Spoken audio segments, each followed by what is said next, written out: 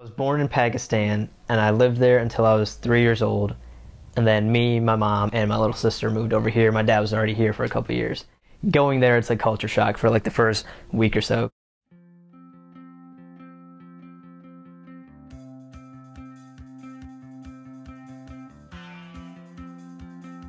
We'd go there, kind of get used to it, assimilate to the culture a little, because it's very different. It's hard to explain to somebody who's never been there, but once you go there, you realize how different it actually is. Pakistan, the entire family lives together in these giant houses.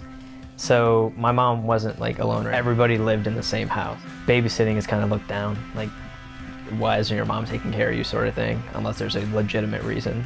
So yeah, I was just always with my mom. Wherever she was, I was.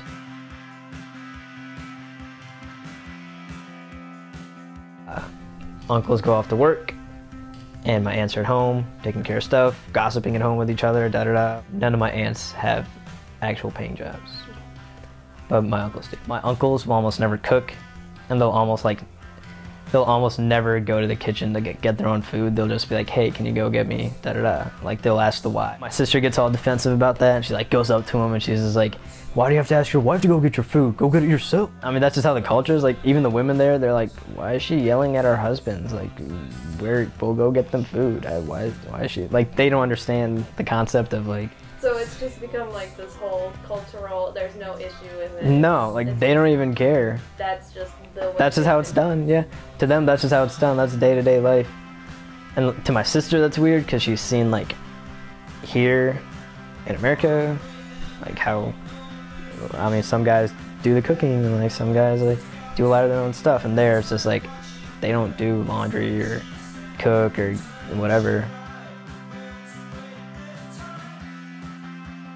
And there was this one incident where like the woman isn't supposed to answer the door in case there's a guy at the door. So one time these like they weren't even guys, they were like these kids that showed up, like 18, 20-year-old guys that showed up trying to like sell something.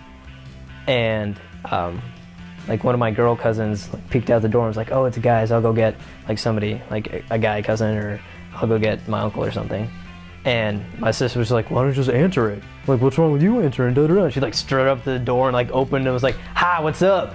And she like just like got up in their faces, and these guys were like creeped out that a girl answered the door and was like forcibly talking to them. Little cultural things like that is just accepted there, and they don't see it as oppression against women, they just see it as how it's done.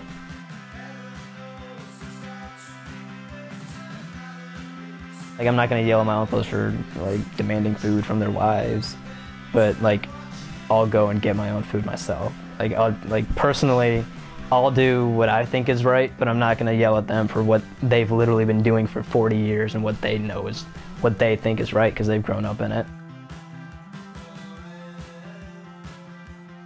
Both of my parents have spent their entire lives in Pakistan. It's the only culture they understand, and my parents aren't exactly the types to adapt, so they're stuck in their old ways, and that always causes tension.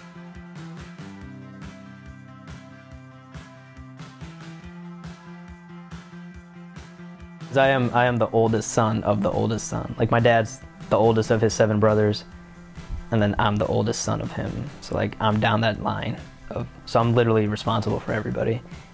My family, and then my massive family back home too, I'm responsible for.